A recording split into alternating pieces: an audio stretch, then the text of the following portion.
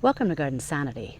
I'm Laura, and this morning, on a cloudy day before it's going to rain, I wanted you to see the hydrangeas that I've got. These are all Panicle Hydrangeas in our front yard.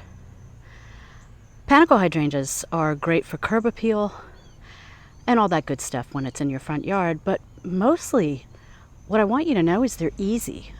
They're very easy to take care of. I have 7 different varieties. And let's start with these little Lime Hydrangeas.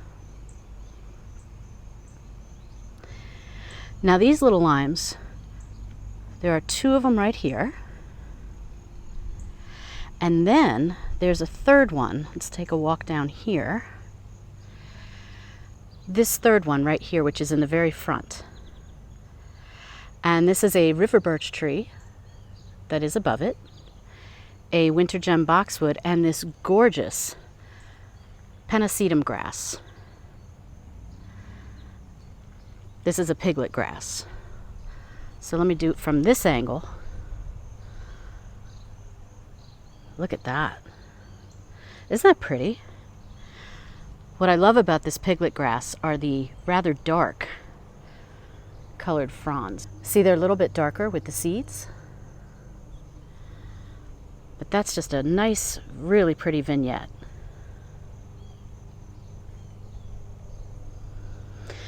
So I have this one here, and you almost think he's a specimen shrub from the street, but he is part of a little bit of a hedge. You can kind of see back here, and again, there's a few yellow leaves here and there. We've had rain on and off all week, and I did check the humidity. It's only 78 degrees outside right now. But supposedly it feels like it's in the low 80s, and the humidity right now is at 93% again, which is the same percentage it was when I did my video the other day, which was on the little Lime Punch Hydrangeas. And if your Panicle Hydrangeas aren't turning pink, instead going to brown. So I don't know what it is about me filming in 93% humidity, but there we are. Now you can see with the rain we've had rain on and off for the past 3 days, you've got some branches that are leaning down. And again, that's because of the weight of the rain on the flower heads. But these are also all new stems this year too, so you're going to get that type of leaning a little bit. And you see, I've done this before in videos, you can see the water coming off of it. But these are all brand new stems. And the other thing that you see is I'm just starting to get the pink color on these. Most of these are the beautiful pale lime. I always call it like a pale pistachio. It's so pretty.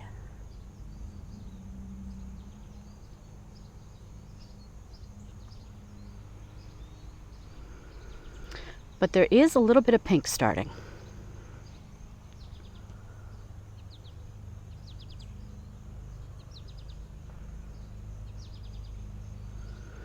You see there is a whole bunch of smaller blooms, and then you also have much larger blooms.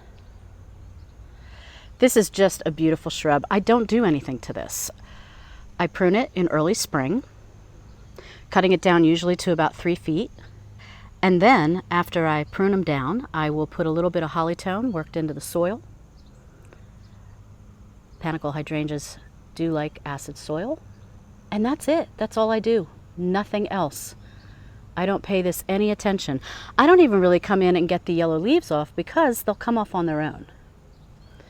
There you see a new blossom just starting. You see 1 or 2 yellow leaves down there from all the rain we've had.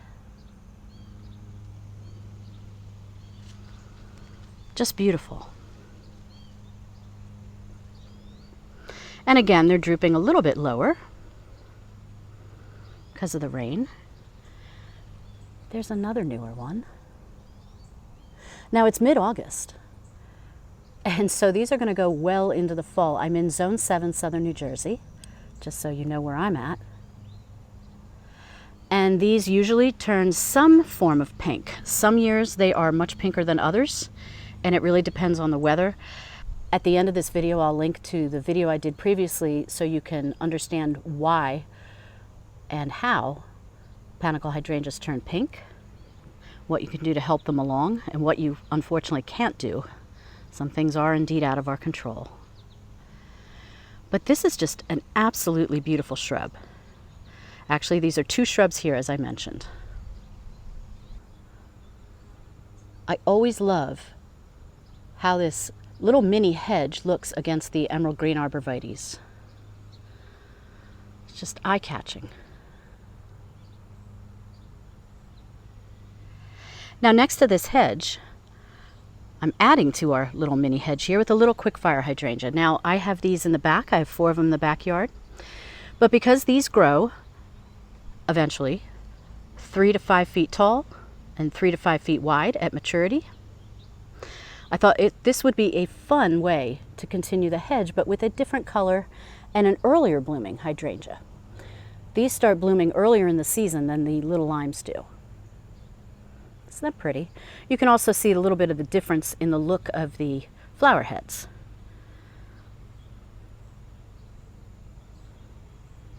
Now, this one was planted last year, and so it's still just getting started. It's mostly, as you see, leaves, 1 or 2 blooms, and it's still settling in, so I don't mind all the green, just kind of letting it do its thing.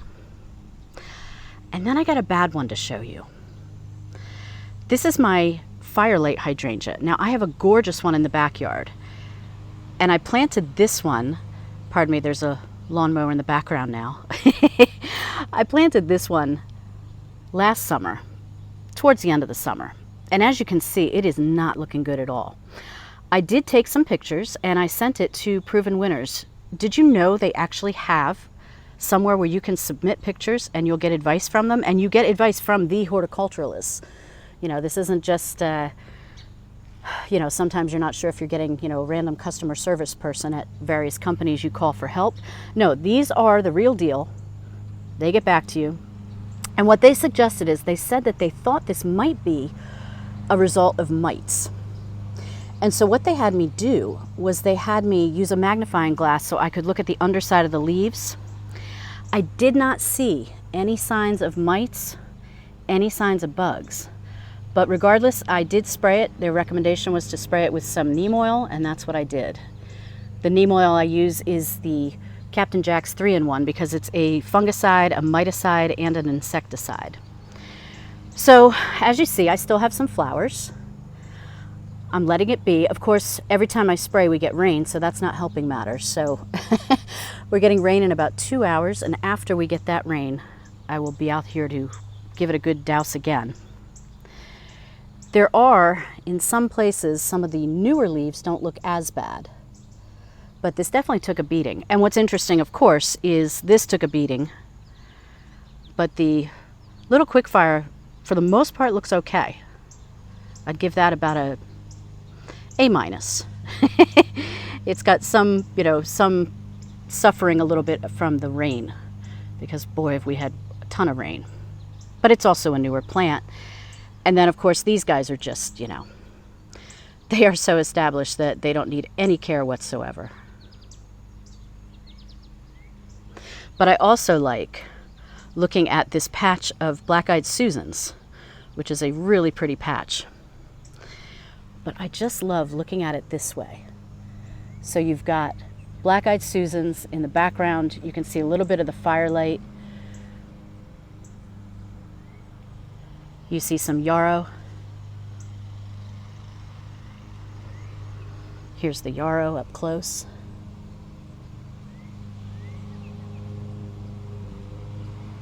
Just really pretty.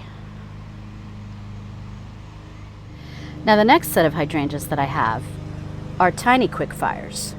And these are the smallest quickfires. And as you can see, I planted these about a month ago, and they are putting on lots of new growth and new leaves. I don't think I will get any blooms this season. I would be shocked if I did, but they're really growing nicely. Now, this one was a gallon size that Proven Winners and Spring Meadow Nursery sent to me to trial out. And then what I did was I bought 2 more. I bought this one And I bought this one, and these were both pint-sized. Now I have these three in a newer section I updated. This was the former lavender bed. And as you can see, I've got some Dusty Miller. I've got a Pink Diamonds Decentra, which is also a bleeding heart. And then, of course, the topiary, the lavender topiary, which, as you can see by the stems, those are ready to be cut off. They're all dried. I don't cut them off to harvest them. I like to leave them on until they're all done. But you can see when they get yellow, it's time to cut them back, and I'll be doing that soon. But I think this is going to be really nice. These are going to fill in nicely. They're going to hopefully stay small, but they might spread out to 2 to 3 feet each at their maturity. So they'll fill in that area nicely. And then, of course, I'll be adding more perennials next season as well. Now, I think my favorite hydrangeas in the world are these Winky Hydrangeas. These also were planted back in 2014. I planted these when we had the new landscaping done. So this is the fall of 2014. So their first full season was starting in spring of 2015. You can see with these, two things. You can see that the lower ones are starting to get pink, and that's what happens with these, is they start to turn pink from the bottom going up. And the other thing you're going to notice is there are a ton of pollinators. I mean a ton. It's just wonderful. You can see this one, for example, looking closely at it. You got the bottom that's getting pink, and then all white. You've got a newer one down here, which looks really pretty against the gold mop cypress. There's a monarch butterfly right here, trying to stay still and stay out of its way, because I think he wants part of this too. Yeah, that monarch really wants to find a landing spot. I'll let you be. Oh, there's more than one monarch here. Oh, that's nice. Let me see if I can zoom in so you can see this one. Do you see him? Right in between the flowers? Oh my. That's fantastic.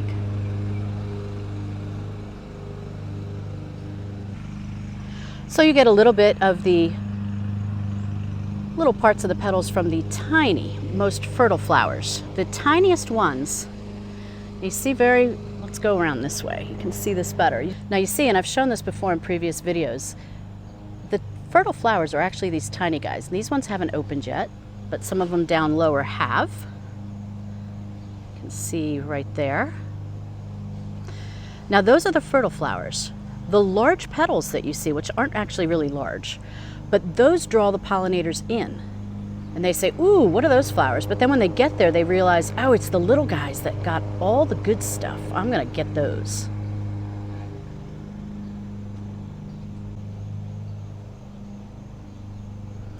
So these are probably about 7 feet right now. There is this taller guy who's working on going up to 8 feet. But these are basically 7 feet at the tallest. There's a few closer to the crepe myrtle. Those are also probably about 8 feet. The panicles range from about 12 feet to 15 inches. Some of them are probably even larger than that. What I do need to do is bring a ruler out. I did not do that today.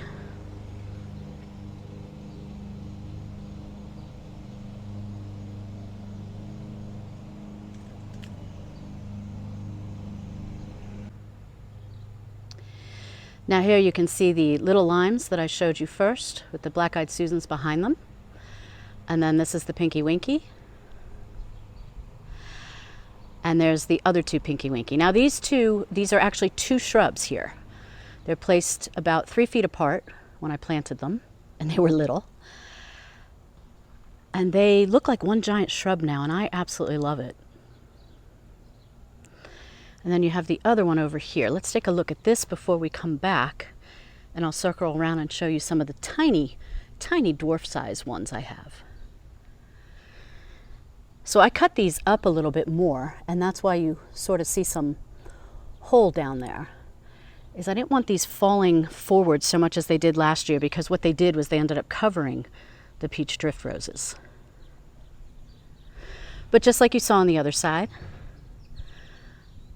and these you see even more of the pink. Now here you can really see, this is one panicle. Look at this. Starts at the bottom here, where it's a beautiful rose pink. Starts going up here where you have sort of almost a chartreuse as well as some pink, and then pure white when you get to the tip. Now, if I had to estimate what that long one panicle is, I would say it's probably about 16 to 20 inches. Isn't that beautiful? And look at this guy next to it. He starts way down there. And yeah, there's leaves in between, but that's all one panicle. That is beautiful. And of course, you do have smaller ones that start.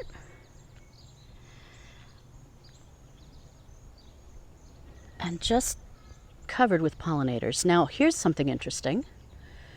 You see a few brown on here. And that's definitely got to be from the heat. We have had, despite having rain, we have had so much hot weather, and the humidity, the heat, it's just been absolutely awful. And I think that's why you're hearing mowers and leaf blowers, because people are trying to get all their chores done, I think, before it rains later today. This is a nice vignette as well, and I've shown this in previous years because it's always so pretty to me. It's the King's Gold Mop Cypress, the Orange Rocket Barberry, the Pinky Winky Hydrangeas, and the pretty peeling bark of the crepe myrtle.